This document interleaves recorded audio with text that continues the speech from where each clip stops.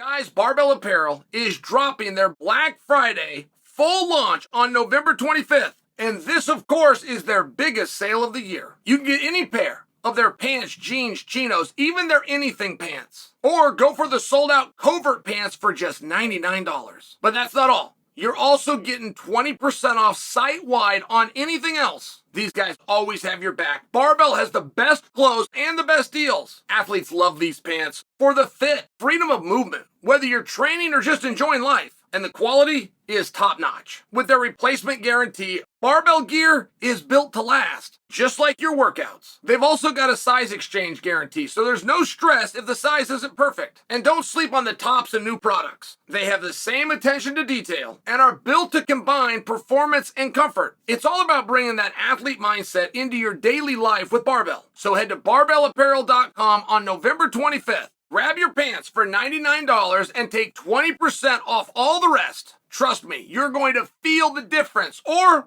just click on the link below. Jon Jones versus Tom Aspinall. Guys, I can't think of a fight.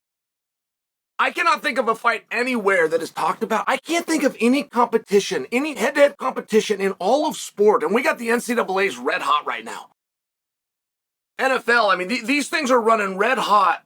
I can't think of anything where two teams or two people or more discussion about them colliding.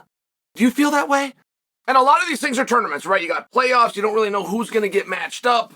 Got the Big Ten championship game. You got the Orange Bowl and all these things, the Rose Bowl, and they're still to be announced. But head-to-head competition anywhere in sport, Tom and Jon seems to be in a very good and interesting position. So, I never liked the money in sport. Now, that's just personal.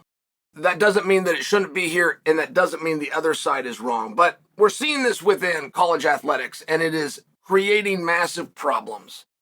NIL, things along these lines. We've also seen it in the Olympic Games. It creates massive problems. And there's something sweet, there's something pure about that high school hometown game, that little league one-on-one, where it had nothing to do. The numbers involved are the numbers called time on the clock, and the numbers are called the score on the board. And we didn't have to do anything to get those people. There's something sweet about that. I like that. You get into professional sports and you have a big shift. And you have a dream, and you're a little boy, and you sacrifice and you work hard, and all of these buzzwords. But once you get there, you quickly turn the gun, and you start making demands that have to do with money. Okay. I'm stating the obvious, but I also want to share that, though I don't like that, it doesn't mean that that's wrong.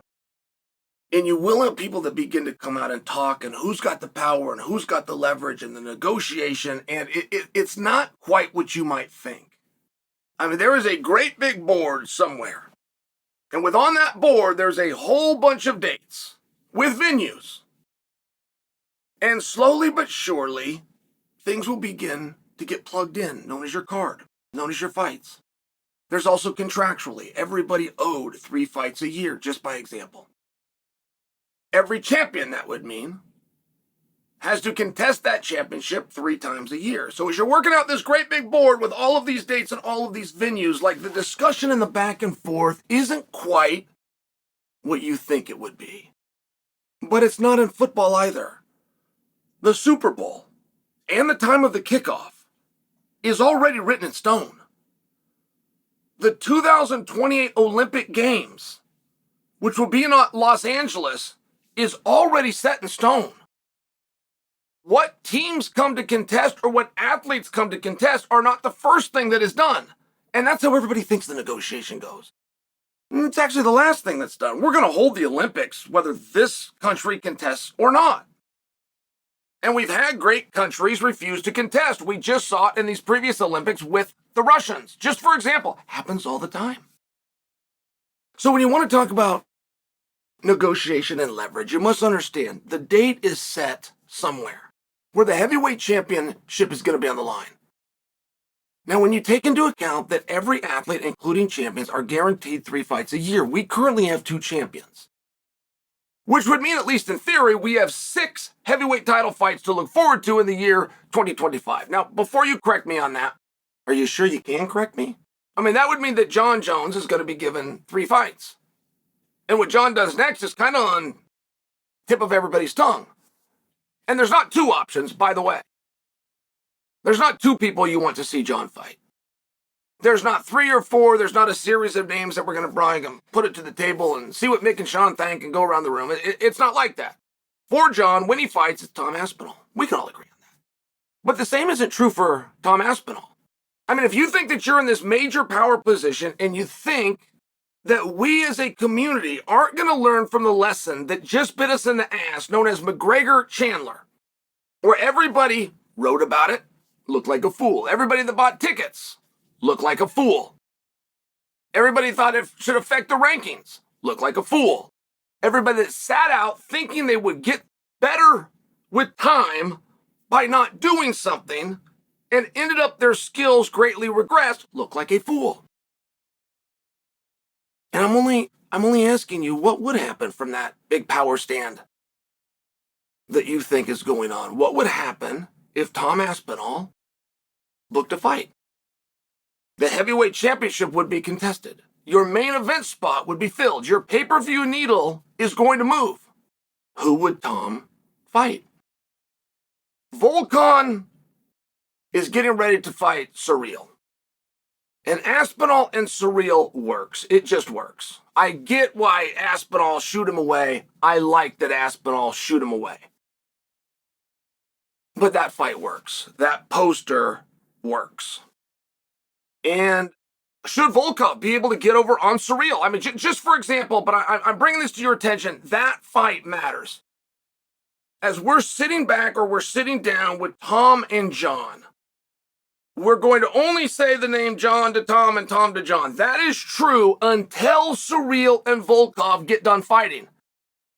That's where the rubber in this alleged negotiation is going to meet the road. And the world is going to be a very different place if the heavyweight title next contested happens to be the one around Tom's waist. And I'm only bringing that to your attention because if there's any fight within this storyline that matters, the juxtaposition and who wins and how it looks and what the fallout is, it's Gon versus Volkov. And we don't have as a community a different conversation before that. But we also feel as a community that there's no other conversation just because we can't see one. I'm letting you know there's one coming and the narrative is going to change completely. And eventually it comes down to, I've got a business to run that moves forward. Are you in or are you out? And there's no wrong answer. I just need to know, are you in or are you out? And as of right now, it appears that there's no other way to go. But I do think that people are forgetting Tom Aspinall is a champion. And I don't care any more than you do, any more than the press does, what words you've put in front of it. I don't care if you call it a featherweight world champion. I don't care if you call it a light heavyweight world champion. I don't care if you call it a middleweight world champion. I don't care if you call it an interim world champion. It's a big, beautiful rarity known as a gold belt that says you will take on all comers or you will relinquish the belt. One guy's going to follow that code. One guy's not. But we only need one guy to follow that code.